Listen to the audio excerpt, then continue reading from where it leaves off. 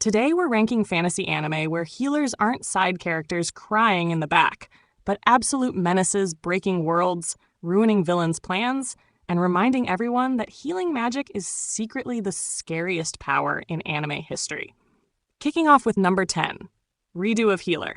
Let's be honest, starting this list any other way would be coward behavior.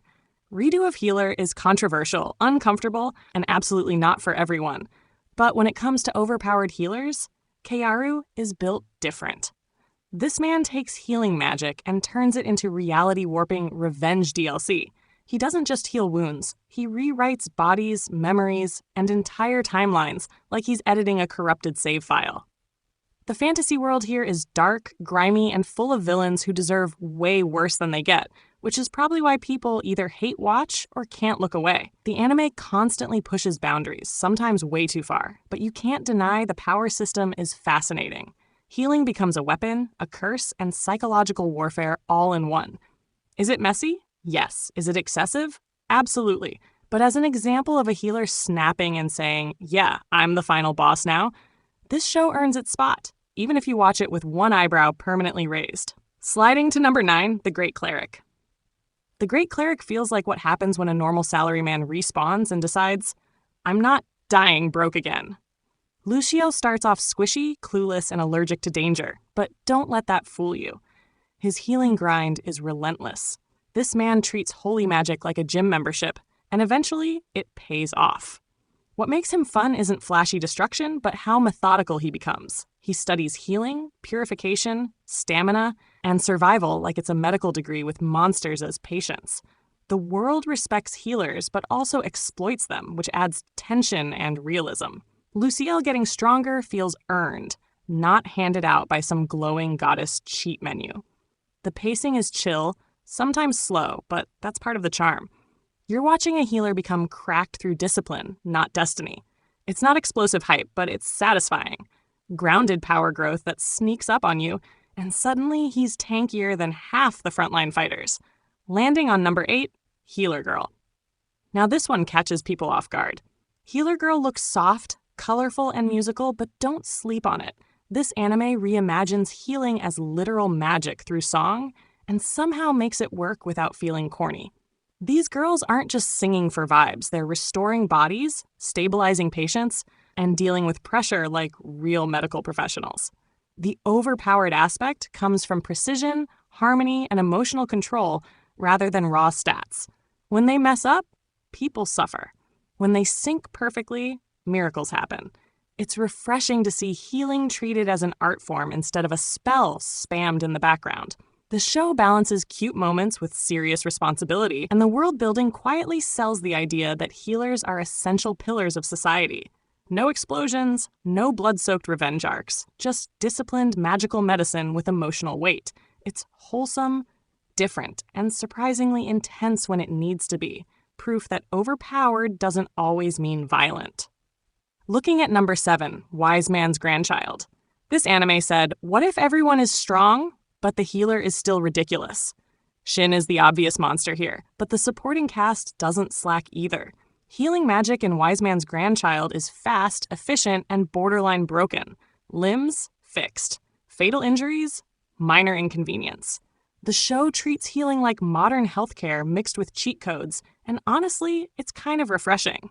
What pushes it up this list is how casually absurd it all is. Nobody panics because the healers got it. The villains come in with dramatic speeches, and the heroes are already patched up before the monologue ends. Is it deep? Not really. Is it fun? Absolutely. The anime leans into its power fantasy and doesn't apologize. Healing isn't rare, it's optimized. It's the kind of world where you'd actually want to live because medical bills simply don't exist, and that alone makes the healer role feel god tier. Rolling into number 6, the Saint's magic power is omnipotent. This is comfort fantasy done right. Sei gets summoned, ignored, and then casually becomes the most important person in the kingdom. Her healing magic isn't loud, but it's disgustingly effective. Potions that outperform everything on the market, buffs that feel illegal, and healing spells that scale into, why are you even hurt, territory. What makes Sei overpowered is how calm she is about it. No screaming, no ego, just quietly breaking the entire magical economy. The anime thrives on cozy vibes, slow romance, and watching nobles slowly realize they messed up. It's satisfying in a low-stakes way, like watching competence win. The world doesn't collapse, it improves. That's rare. Sei's power feels nurturing, but it absolutely dominates every crisis she touches. This is the kind of healer that ends wars just by existing, and does it politely. Charging into number 5, I've been killing slimes for 300 years and maxed out my level. Azusa didn't mean to become broken, it just happened. 3 centuries of casual slime farming later, and she's accidentally a myth. Her healing abilities are part of a wider toolkit that makes her functionally immortal. Poison? Irrelevant. Damage? Cute attempt. The show plays this for laughs, but the power gap is wild. What sells it is Azusa's personality. She's tired, sarcastic, and just wants peace.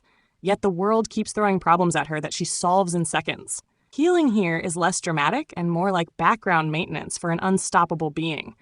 It reinforces the fantasy that grinding quietly eventually makes you untouchable. The found family vibes, chill pacing, and comedy all wrap around an MC who could probably solo the setting if she cared. Overpowered healing never felt so relaxed, and that contrast is what makes it entertaining. Stepping into number 4, Banished from the Hero's Party.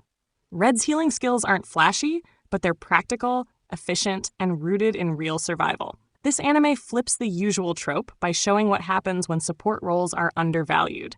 Red leaves the hero grind and builds a peaceful life, yet his abilities prove invaluable. Healing here feels grounded. No glowing nukes, just reliable restoration that keeps people alive.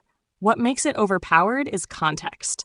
In a brutal fantasy world, consistency beats spectacle. Red's knowledge, potions, and healing instincts quietly outperform the so-called heroes. The anime shines in its slower moments, where you realize how broken a calm, experienced healer actually is. It's a reminder that support roles win wars, even if they don't get statues. Cozy, mature, and surprisingly sharp, this show proves you don't need explosions to dominate. Crashing into number 3, In Another World with My Smartphone. Yeah, this one is ridiculous, and that's the point. Tuya's smartphone plus divine buffs turn healing into a convenience feature. Injuries are inconveniences. Death feels negotiable. The anime stacks abilities like it's speedrunning a gacha game, and healing magic becomes just one more absurd tool.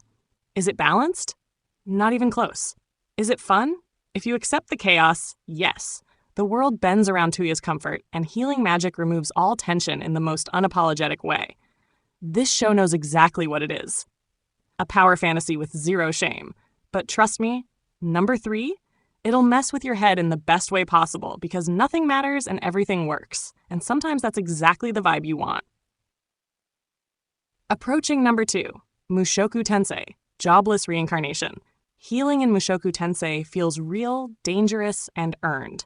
Rudius doesn't start broken, but his understanding of magic pushes healing into terrifying territory. High-level recovery magic saves lives that should be gone, and every use carries weight. What makes this stand out is realism. Healing isn't instant. Injuries matter. When someone survives, it feels monumental. The world treats healers as vital assets, and the stakes stay high even with powerful magic. It's immersive, sometimes uncomfortable, but deeply rewarding. Healing here isn't flashy, it's impactful, and that's why it hits so hard. Finally, number 1, The Wrong Way to Use Healing Magic. This anime flips the script completely. Usato learns healing magic and immediately turns it into a combat nightmare. Healing becomes training, reinforcement, endurance, and psychological warfare. He doesn't just heal, he rebuilds himself mid-fight and keeps swinging. The show understands the concept perfectly. A healer who can't die is terrifying. The pacing is fast, the humor lands, and the power progression feels earned. Watching enemies realize healing won't save them from exhaustion is priceless. This is peak overpowered healer energy, done right with style and brains. And that's our list of fantasy anime where healers stop being background NPCs and start running the entire game. Let me know which healer scared you most, which anime I missed, and who deserves a rematch. Like, subscribe, and stick around, because broken support characters deserve their spotlight too.